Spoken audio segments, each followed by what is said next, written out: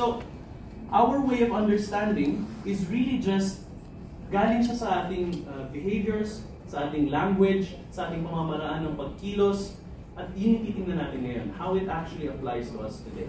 So, next slide po tayo. Ayan. Kung i-differentiate natin, dalawa lang naman yan, individualist or communal. Sa mga naging colonizers natin, most of the behaviors have been individualist, has been this kind of attitude. Sa atin naman, it's mostly communal. Ayokong gawing difference between Western versus Filipino. Kasi ano ba talaga ang Filipino? At ano ba talaga ang Western? What does that mean? Meron naman tayong individualist na Filipino, yung makasarili, di ba?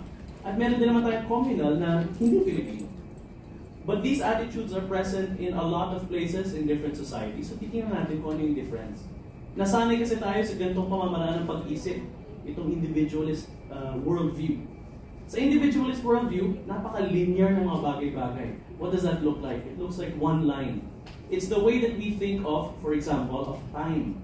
Ang tingin natin sa time is past, present, future. I mean, it makes sense to us, di ba? Sinusundan natin yung orasan, na iisa lang yung ikot niya. It really is just what happened before, what's happening now, what will happen tomorrow or whatever. But this is just a construction of our minds. This is just a way for us to really structure the world that we live in. Kung sa communal worldview, this is more contextual. It's more about the present moment as it is happening all the time simultaneously. Ano ibig sabihin nito? How does this look like? It looks like pag nakakarinig ka ng kanta that reminds you of your past lover, nafe-feel mo lahat ng feelings, di ba? You feel all those feelings as if nangyayari siya ngayon. And that's what it means when it's contextual. It also means lahat ng mga bagay sa buong universe, all of these things are just going in circles. They're not going in lines, like the linear worldview. They're going in circles. Like the moon around the earth around the sun, and so on. Kaya natin sinasabi, may bukas pa. Lagi tayong ganun.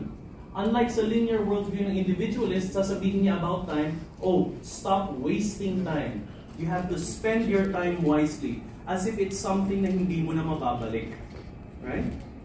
So, sa atin naman, it's not about spending time. It's not about wasting time. It's not something that you can own. It's something that just happens. It's something na kapag hindi mo nagawa ngayon, pwede kong gawin bukas. May bukas pa eh. Diba? But that does not only happen with time, it happens to almost everything that we think of. We think of becoming a changed person. Iniisip natin na, okay, so ganito ako noon, may nangyari sa akin, at nagbago na ako forever. Diba ganun yung pag-iisip natin? Let's say, you meet someone and you feel so connected to them and you're changed forever, you become a new person. Pero ganun ba talaga ang pagiging tao? Hindi ba we are the kind of person that we are depending on our situation?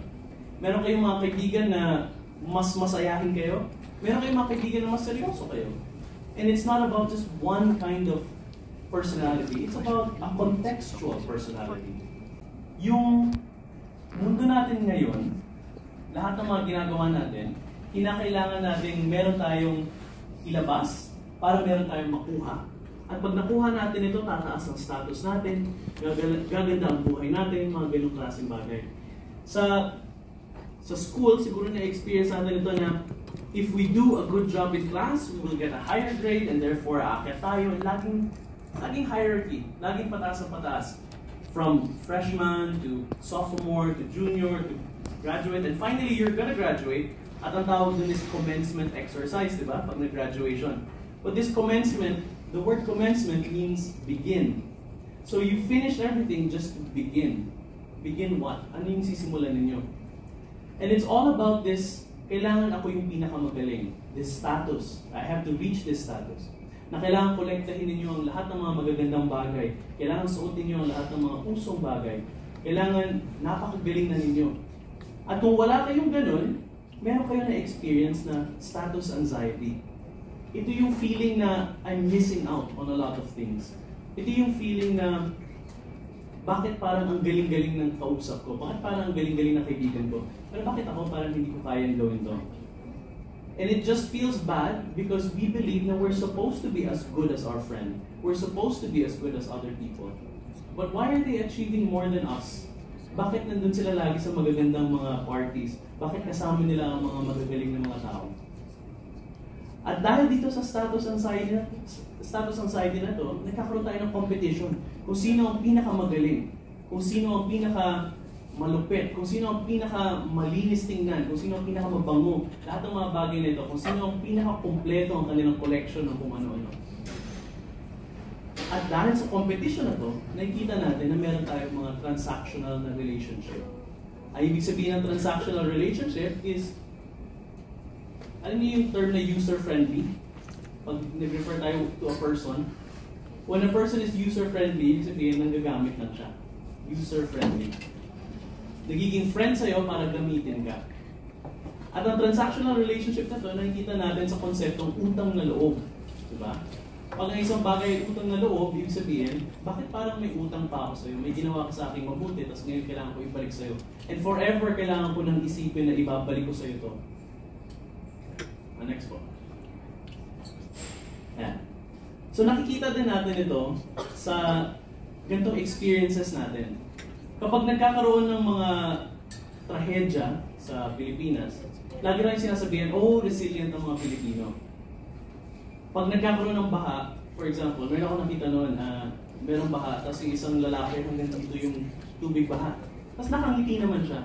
So yung headline ng newspaper is, oh, Filipinos are resilient. Just because of that one picture.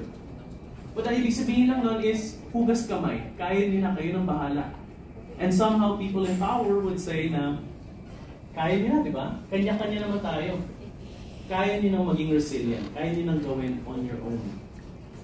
Ang diskarte naman, alam niyo naman yung konsepto ng diskarte, no? Siyempre kung magaling ka, kung kaya mo magkaroon ng diskarte, magagawan mo ng paraan lahat ng mga bagay-bagay. Pero lahat ng mga experiences natin ay konektado sa social issues, sa lahat ng mga nangyayari around us. Kapag na-late ka sa isang class dahil hindi ka makahanap ng jeep, sasabihin sa'yo siguro, alam mo, dapat magka-diskarte ka, dapat magising ka ng mas maaga. Pero naging problema mo ba talaga ang issue na yun? Or is it our public transportation system? Is it the urban design of our city?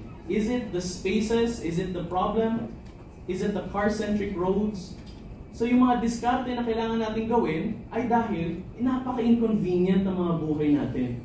Na yung buong sistema na ginagalawan natin ay mahirap galawan, kaya kailangan may diskarte ka. At yung lusot na ginagawa natin, kapag kailangan natin, pag nahuli tayo, kasi nahihirapan na nga tayo sumunod, nahuli pa tayo, kailangan natin lumusot. At kasama to sa tinatawag na resilience. Kasama na siya sa diskarte. Kapag nahuli ka na may ginagawang mali, kailangan makalusot ka, kailangan makalabas ka, para hindi ka mas mahirapan. Nahihirapan ka na nga, pahihirapan ka pa. Next po. Kaya yung sinasabi ko kanina, yung utang na loob na lagi nating naririnig, sa Filipino psychology, sa psikologiyang Pilipino, babalikan natin yung konsepto ng utang na loob. Bakit pag hinaharas ang isang tao, sasabihin niya, utang na loob, huwag mo akong saktan. Bakit ganoon? Bakit natin sasabihin yun? Ibig sabihin, parehas tayong tao, di ba? Utang na loob does not just mean a debt of the self. Hindi na siya utang as in, may binigay ka, ibabalik ko sa'yo with interest. It doesn't just mean that. It also means, what do we owe each other as people? Ano yung utang natin bilang tao sa ibang tao? Ibig sabihin nito, for example, nung bata pa kayo, at hindi niyo pa kayang gumalaw sa mundo, inalagaan kayo ng magulang ninyo. At yung utang na loob sa magulang ay dahil yun yung binigay nila sa inyo. So lahat ng mga taong tinutulungan tayo, ang expectation nito is magtutulungan talaga tayo bilang solidarity sa kanila, bilang magkasama tayo sa kanila. Next po. So sa indigenous psychology, ang tinatanong natin is, kaninong standard ba ang sinusundan natin? Sa ngayon, sa psychology natin na tinuturo sa ating mga klase, yung standard na sinusundan natin is yung Western standard, yung individualist standard. Na yung psychology, ang pagkakaintindi natin sa psychology is galing siya sa iisang tao lamang. Na aking psychology, my psychology. Gamit nga ng isang psychologist, ang kanyang metaphor is para tayong mga itlog, mga hard-boiled eggs. the mind is the yolk sa gitna, at yung shell is yung katawan natin. At lahat tayo ay mga hard-boiled eggs, ibig sabihin pare-parehas tayong eggs, pero magkakahiwalay tayo. We're separate from each other. At yun yung pananaw ng modern psychology, is that this is the kind of mind that people have. It's separated from each other. And the standards that people will set to you depends on their own culture. So, bilang Pilipino, ang ating psychology ay nakabase sa kung saan tayo galing. Ang kultura ng isang komunidad ay nagagaling sa kanilang experience, sa kanilang environment. Kaya meron mga kultura na napakagaling nila gumawa ng mga jacket ay dahil sa lugar nila, malamig. Sa atin, hindi naman tayo ganun eh. Kaya pag nagdadala sila ng jacket dito, parang hindi bagay sa atin. Kahit na, sinusuot pa rin naman natin. Pero, galing siya sa ibang lugar.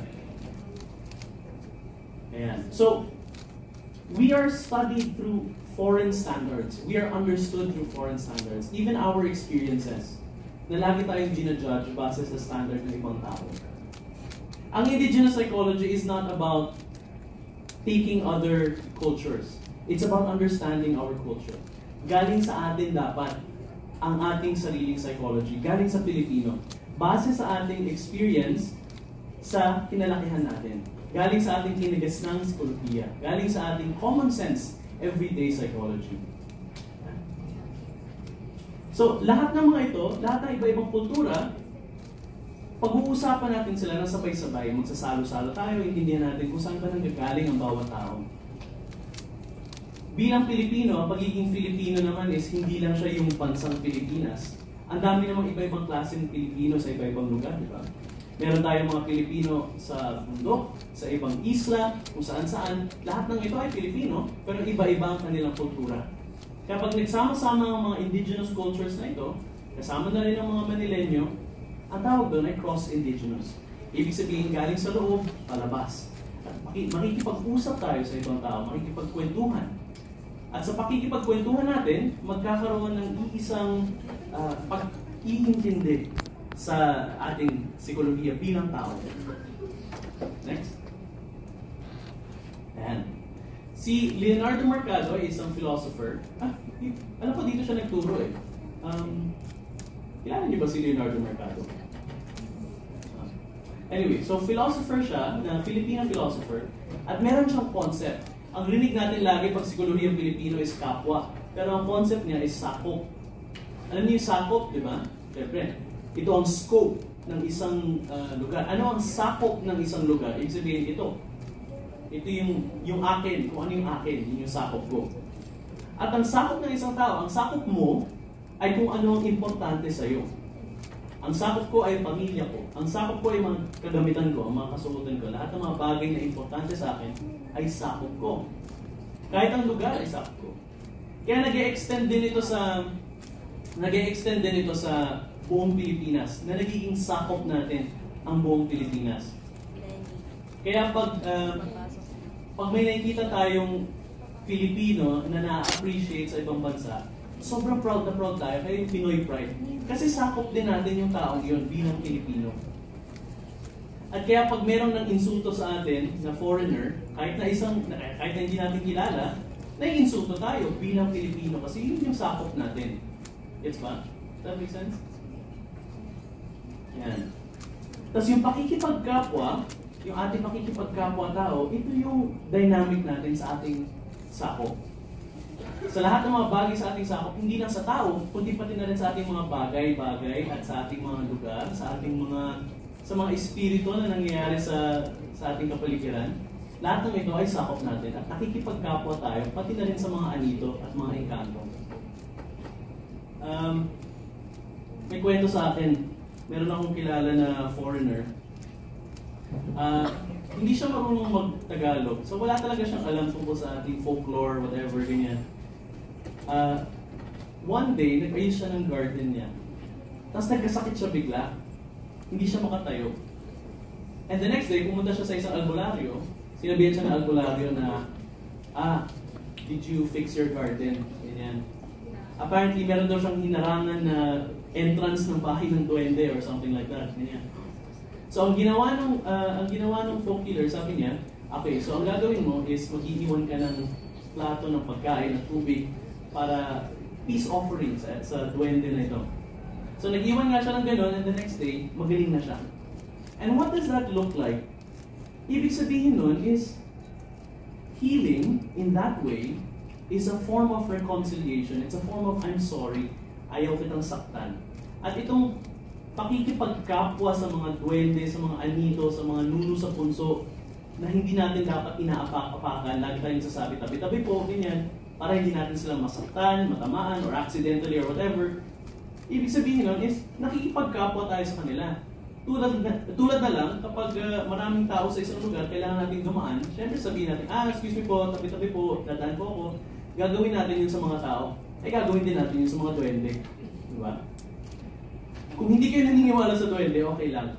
Kasi ang extension naman ng duwende ay ang kalikasan, ang mismong kalikasan.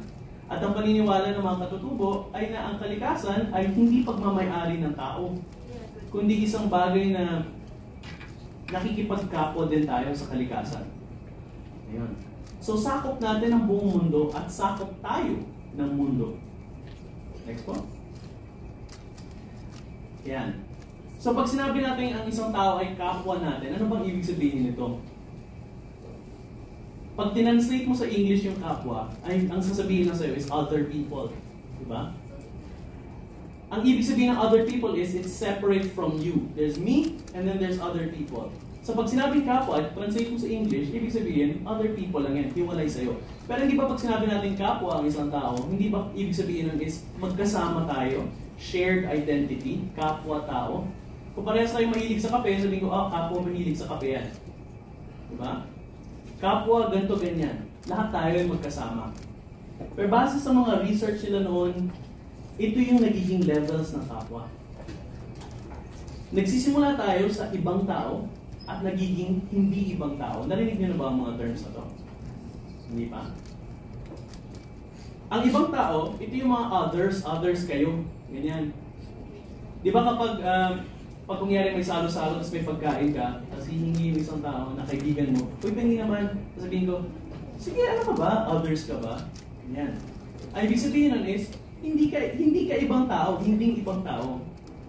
So, ang ibang tao is stranger, hindi mo siya kilala. Pero kapwa mo pa rin siya. Kapwa-tao mo pa rin siya. Diba? Kahit na hindi ko kayo kilala, kapwa ko pa rin kayo. Parehas tayong Pilipino, kapwa Pilipino. Pero kapag nagkakilala na tayo, nagiging hindi ibang tao ka na. Nagiging, pag may pumasok kungyari sa grupo natin, sa sabihin ng mga tao, sino yan, sino yan? Huwag kang mag-alala, hindi ibang tao yan. Kasama natin yan. Diba? Nagsisimula tayo sa pinakataas, yung pakikitungo, ito lahat tayo, nakikitungo lang tayo, wala tayong masyadong pakialam. Ano lang, civility. Civil lang tayo. Okay, hello, hi. Ayan. Nakikilahok tayo after that. Starting to participate. Medyo papasok tayo sa sasali tayo sa mga bagay-bagay, sa mga activities nila. Eventually, nakikisama na tayo. Pag sinabi natin pakikisama, usually ang translation dyan is conformity. Di ba? Nasusunod-sunod ka lang. Pero ang ibig sabihin ng pakikisama, hindi lang sunod-sunuran, kundi nakikisama ka kasi gusto mong maintindihan kung paano ba sila gumalaw. Ayaw mong insultuhin na ibang tao na nagsasarili ka lang sa gilid. Gusto mong makisama, gusto mong sumali. Diba? At pagkatapos makisama, ang ginagawa natin is nakikipagpalagayang loob tayo. Rapport ang ibig sabihin nito.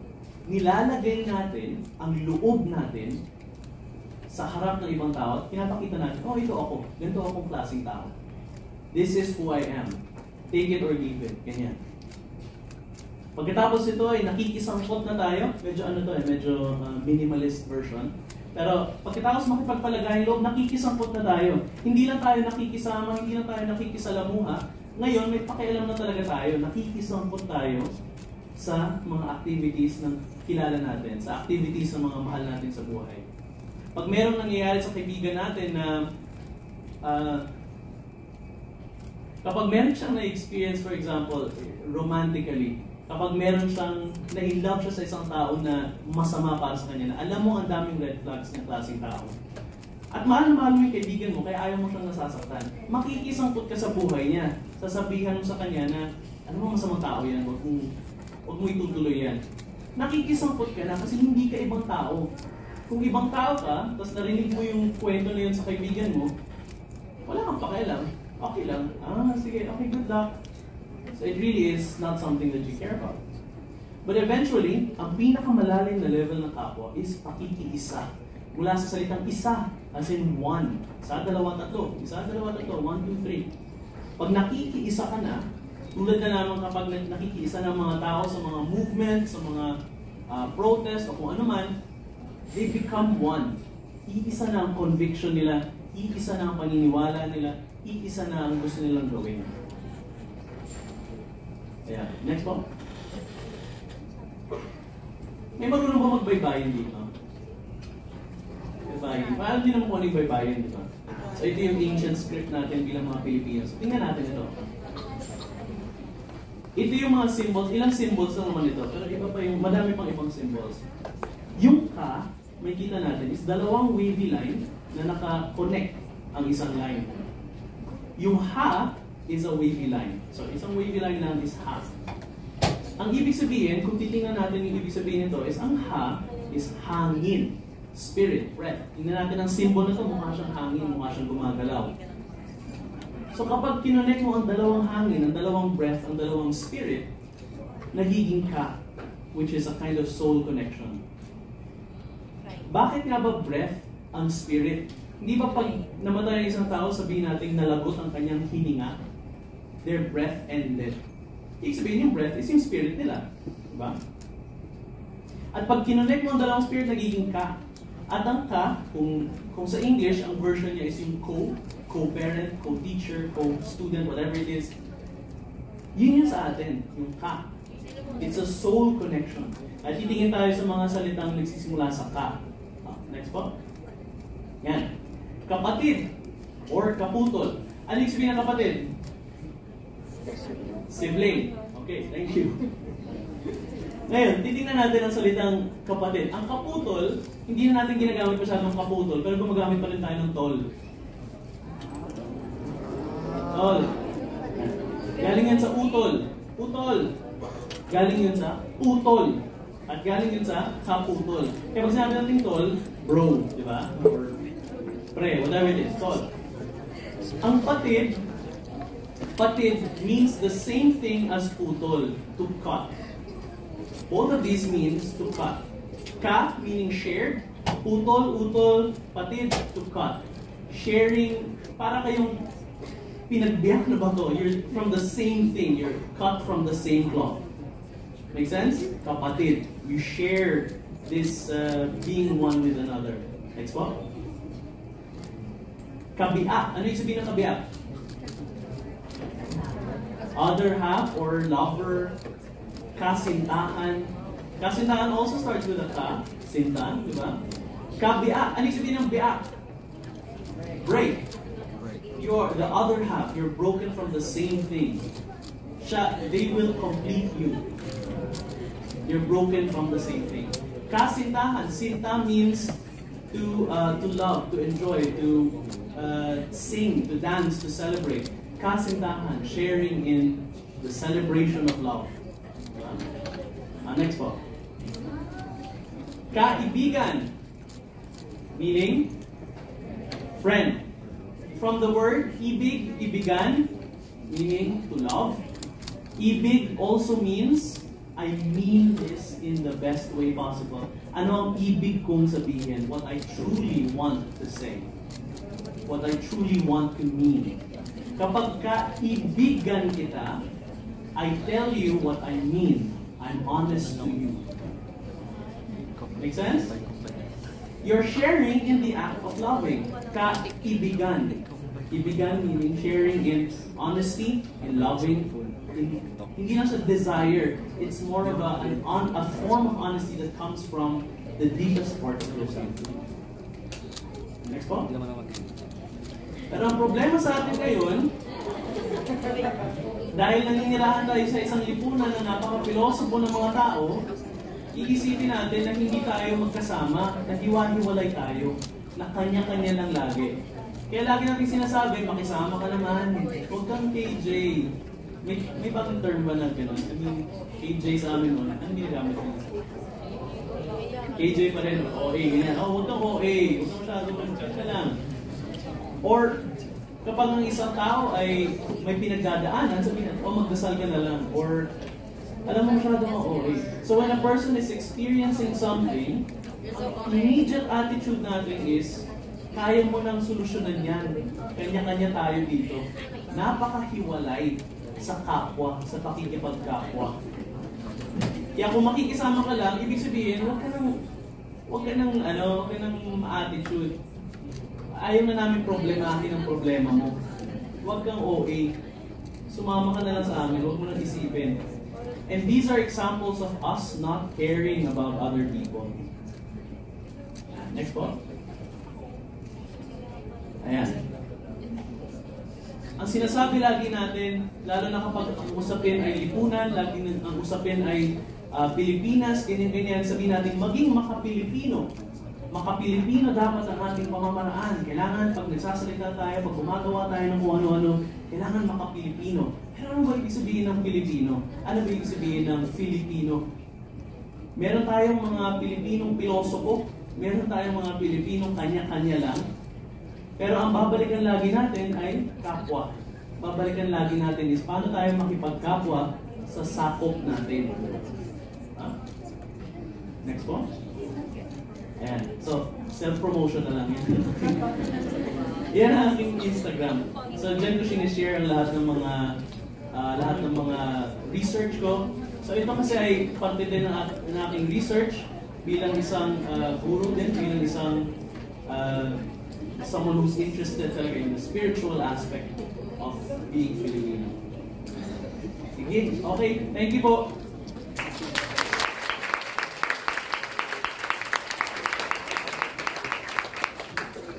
Maraming salamat po.